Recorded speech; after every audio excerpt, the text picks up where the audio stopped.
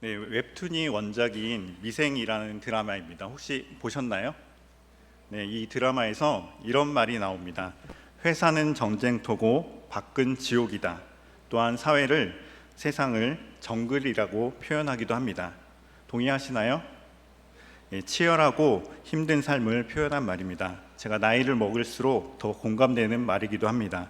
월급을 받는 직장인은 직장인대로, 월급을 주는 사장님은 사장님대로, 자영업을 하시는 분은 자영업을 하시는 분대로, 가정에서 아빠는 아빠대로, 엄마는 엄마대로, 자녀들은 자녀대로 참 치열하게 각자의 정글을, 전쟁터를 혹은 지옥을 살아가고 있습니다. 우리는 이렇게 하루하루 생존하고 있습니다. 그런데 브라질의 교육가 파울로 프레이리는 생존을 사람과 동물의 차이점으로 설명하고 있습니다. 동물들은 생명을 보존하기 위해 상황에 순응하는 생존을 할 뿐이다. 동물들에게 실존이란 없다. 그러나 사람은 실존한다. 사람은 동물과 달리 늘 자신에게 묻는다. 나는 누구인가? 나는 왜 사는가? 내 삶의 의미는 무엇인가? 네, 이런 실존적인 질문을 통해 끊임없이 사람은 자신이 처한 환경을 변화시키고 새로운 현실을 창조해 나갑니다. 사람이 목적 없이 형편이 되는 대로, 상황이 열리는 대로 적응하면서 살아간다면 생존 이상의 삶은 살기는 어렵습니다. 그것은 현실을 변화시키거나 새로운 현실을 창출할 능력이 없는 삶입니다. 그렇다면 예수 그리스도의 보혈로 구속받는 우리 하나님의 자녀들은 더 진지하게 물어봐야 합니다. 하나님의 거룩한 백성으로 우리가 오늘을 살아야 하는 이유는 무엇인가? 오늘 밤이라도 우리는 이 세상을 떠나면 천국에 갈 것인데 왜 우리는 아직 이 땅에 남아 있는가? 하나님이 우리를 바로 이 시대, 바로 이곳, 이 상황 가운데 태어나게 하시고 살게 하신 뜻은 무엇일까? 내가 사는 목적이 얼마나 정확하고 분명한가에 비례하여 나의 삶은 새로운 현실을 만들어내는 힘을 갖습니다. 그림 이야기를 먼저 하겠습니다. 이 그림은 루벤스라는 작가의 작품입니다. 색이 참 화려하고 또 웅장한 표현으로 굉장히 유명한 작품 중에 하나인데요. 어떠세요? 15세기, 16세기 사람치고는 굉장히 색감을 잘 쓰지 않았나요? 예, 세계의 화가라는 별칭을 갖고 있는 루벤스의 그림입니다. 이 그림의 주인공은 아브라함입니다. 아브라함은 자신을 통해 천하 만민이 복을 받게 하시겠다는 하나님의 비전을 평생의 목표로 붙들었습니다. 그렇게 함으로써 아브라함은 하나님과 하나님을 떠난 인간 사이를 이어줄 다리공사의 기초돌이라는 위대한 새 현실의 창조자가 되었습니다.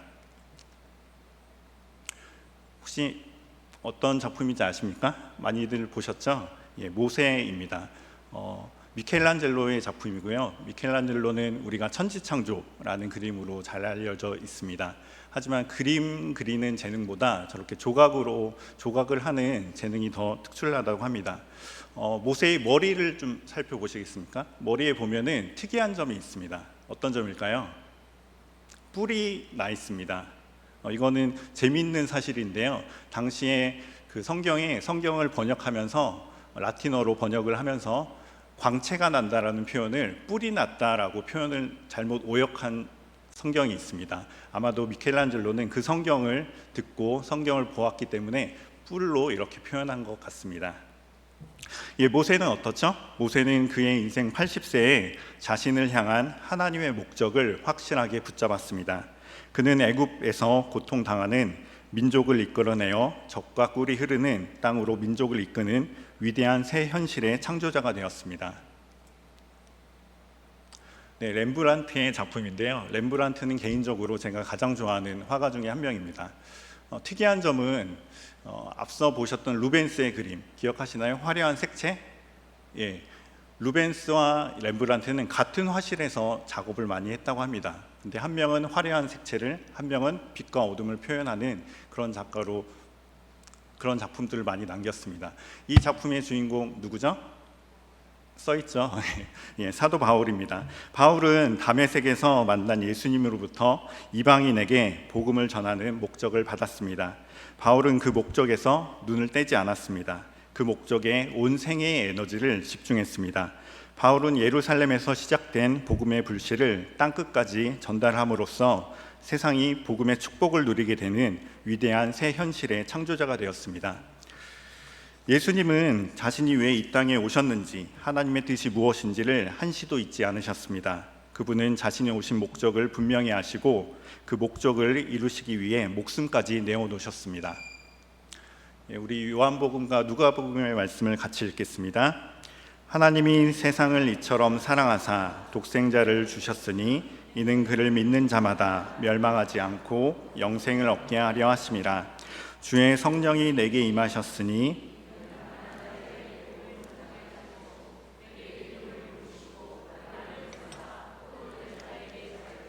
눈먼 자에게 다시 보게 함을 전파하여 눌린 자를 자유롭게 하고 주의 은혜의 해를 전파하게 하려 하심이라 하였더라. 도둑이 오는 것은 도둑질하고 죽이고 멸망시키려는 것뿐이요 내가 온 것은 인자가 온 것은 잃어버린 자를 찾아 구원하려 함이니라. 아멘. 예수님 때문에 온 인류의 구원이 임하는 새로운 현실이 창조되었습니다. 이처럼 한 사람의 삶의 가치와 의미는 그가 마음에 세운 목적이 얼마나 정확하고 얼마나 분명하느냐에 달려 있습니다. 북극성을 바라보는 한 아무리 캄캄하고 어두운 밤이라도 배는 방향을 잃지 않고 항해할 수 있습니다. 나침판을 바라보는 한 아무리 깊은 산, 깊은 계곡에서라도 등산객은 당황하지 않고 자신의 길을 헤쳐나갈 수 있습니다. 하나님의 자녀로서 정말 멋진 삶을 살고 싶다면 매일매일의 삶을 하나님의 뜻에 맞게 변화시켜야 합니다. 또한 하나님의 기준에 맞는 새로운 현실을 창조해내기 위해서는 우리가 왜 사는지에 대한 성경적인 삶의 목적을 정확히 붙들어야 합니다. 이것이 교사로서 저와 여러분이 아이들에게 가르쳐야 할 것들입니다. 아이가 어릴 때부터 자신이 사는 목적을 분명하게 가르쳐 주어야 자신의 소중한 인생이 허비되지 않게 도와줄 수 있습니다. 다니엘의 삶을 보도록 하겠습니다. 그는 10대에 바벨론 포로로 끌려갔습니다. 80세 노인이 될 때까지 세계를 지배하던 두 제국의 권력의 중심부에서 살아계신 하나님을 그 인격과 삶 전체로 드러내는 영광스러운 삶을 살았습니다. 혹시 건불 10년이라는 말을 아십니까? 권력이 아무리 강해도 10년을 넘기지 못한다는 말이죠.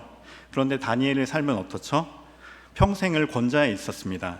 그의 원수들이 그를 시기하여 끝도 없는 뒷조사를 하고 흠집 내기를 시도했지만 단 한 번도 성공할 수 없었습니다. 어떻게 그럴 수 있을까요? 오늘 본문 말씀 다시 한번 읽겠습니다. 다니엘은 뜻을 정하여 왕의 음식과 그가 마시는 포도주로 자기를 더럽히지 아니하리라 하고 자기를 더럽히지 아니하도록 환관장에게 구하니. 다니엘은 그의 어린 시절 그의 뜻을 세웠습니다. 하나님의 말씀에, 하나님의 목적에, 하나님의 의도에, 하나님의 기준에 맞는 삶을 살겠다고, 그리고 그 바른 마음의 목표 때문에 다니엘은 평생 오락가락하지 않고 한결같은 믿음의 삶을 살 수 있었습니다. 우리 아이들이 다니엘 같은 영향력 있는 자리에서 다니엘같이 명예를 지키며 믿음으로 살기를 우리는 진심으로 바랍니다. 그렇다면 우리가 도와줘야 할 일은 아이들이 어려서부터 마음에 품고 살아가야 할 바른 인생의 목적을 세워주는 것입니다. 우리 아이들 속에 하나님의 특별한 계획이 있습니다. 각 개인을 향한 특정한 계획을 우리는 다 알지 못합니다. 하나님이 빚으신 은사와 재능대로 하나님이 원하시는 자리에 살게 될 것입니다. 그러나 우리는 나이와 상관없이, 직업과 관계없이, 은사나 특정한 소명과 관계없이 하나님의 자녀로서 붙들고 살아야 할 보편적인 목적이 있음을 알아야 합니다. 그 목적은 사람을 지으신 창조주 하나님에게서 찾아야 합니다. 하나님이 사람을 창조하실 때 하나님께서는 분명한 목적이 있으셨습니다. 같이 읽겠습니다. 하나님이 이르시되 우리의 형상을 따라 우리의 모양대로 우리가 사람을 만들고 그들로 바다의 물고기와 하늘의 새와 가축과 온 땅과 하나님이 자기 형상 곧 하나님의 형상대로 사람을 창조하시되 남자와 여자를 창조하시고 하나님은 하나님의 형상을 따라 사람을 만드셨습니다. 그렇다면 하나님의 형상으로 만들었다는 것은 무엇을 의미하는 것일까요? 하나님의 형상은 관계를 중심으로 이해할 때 쉽게 이해할 수 있습니다. 먼저 하나님과의 관계에서 사람은 하나님을 사랑하고 순종하도록 창조되었습니다. 자신과의 관계에서 하나님을 닮은 존재가 되도록 창조되었습니다. 다른 사람과의 관계에서 사람은 다른 사람을 사랑하도록 창조되었습니다. 하나님이 지으신 세상과의 관계에서 사람은 세상을 다스리며 관리할 청지기로 창조되었습니다. 하지만 사람은 어떻게 되었죠? 타락했습니다. 이 형상은 손상되었습니다. 하나님을 사랑하는 대신 하나님의 말씀을 거역하고 부인하고 우상을 만들어 섬기게 되었습니다. 자신을 하나님 닮은 사람으로 개발하고 세워가는 대신에 무가치한 존재로 전락시켰습니다. 다른 사람을 사랑하는 대신에 수단으로 사용하기에 이르렀습니다. 아름다운 세계로 만들어야 할 책임 대신에 세상을 훼손시키고 부패하게 만들었습니다.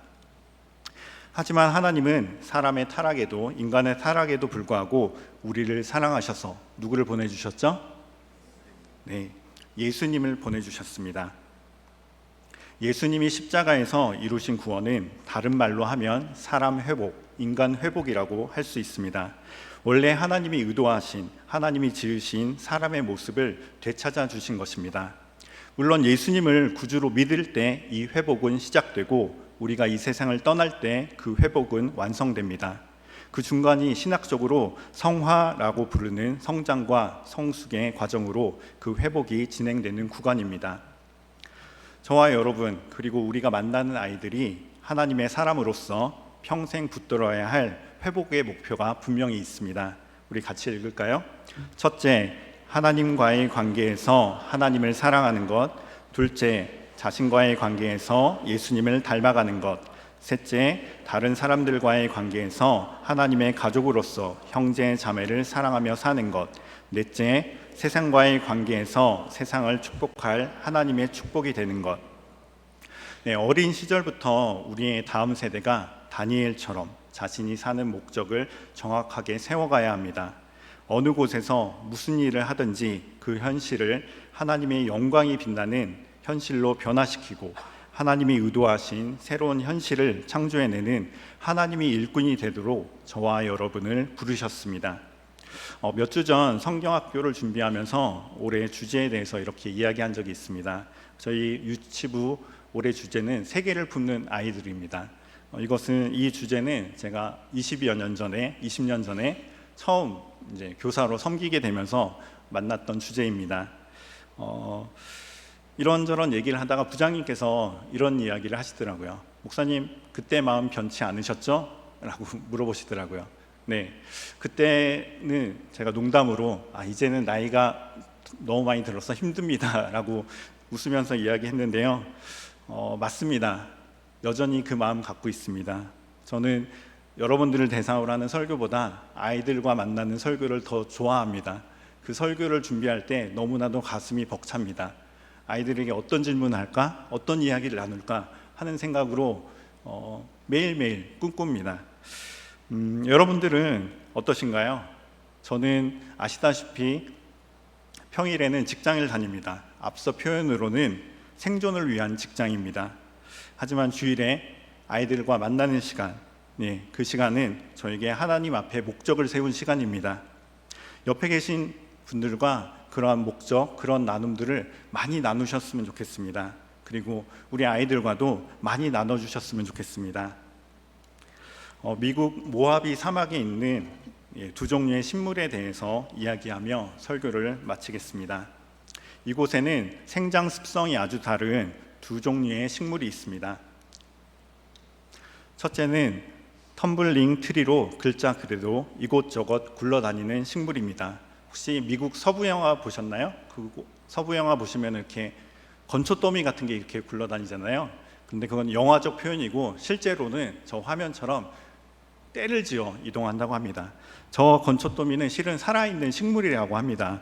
사막의 척박한 현실에서 생존하기 위해 습기를 약간이라도 더 얻을 수 있는 환경을 찾아 바람이 데려다 주는 대로 오늘은 이곳, 내일은 저곳을 굴러다니며 사막을 방황하고 있습니다.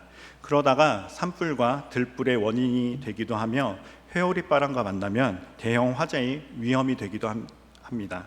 또한 해당 지역의 교통에 심각한 지장을 주기도 하고요. 지나가는 자동차뿐만 아니라 저 회전초가 공항 활주로에 진입해 공항이 마비되기도 하고 철로를 지나면서 철도 신호를 교란시켜 열차가 탈선하는 사고도 있었다고 합니다. 이런 회전초 줄기들이 하수도를 막거나 기계에 들어가면 고장을 내는 등 여러 피해가 있어서 해마다 주기적으로 이렇게 전부 모아다가 태운다고 합니다. 또 다른 식물은 여호수아 나무입니다. 과거 개척자들이 살 곳을 찾아 사막을 횡단할 때 길을 잃고 목이 말라 사막에서 사경을 헤맬 때 이 나무를 보고 물을 찾고 방향을 찾아 생명을 건졌다고 합니다. 출애굽과 여호수아서에 나오는 그 여호수아 맞습니다. 멀리서 이 나무를 보면은 마치 손을 들고 있는 모습을 보여서라고 이름이 여호수아라고 지었다고 합니다. 아마 저걸 이름을 지은 사람이 아마 가장 먼저 여호수아를 떠올리지 않았을까라고 생각이 드는데요. 이런 척박한 환경 가운데서 좌절하지 않고 그곳에 뿌리를 내리고 자라고 그곳에서 꽃을 피운 나무입니다. 교회에서 아이들을 가르치는 우리에게 배울 아이들이나 모두 여호수아 나무같이 힘있는 하나님의 자녀가 되길 소망합니다. 그리고 무엇보다 잊지 마십시오. 아이들에게 축복이 되기 전에 내가 먼저 축복이 되어야 합니다. 우리 가슴에 손을 얹고 한번 따라해 보시겠습니까? 나는 하나님의 축복. 나는 하나님의 축복. 아멘.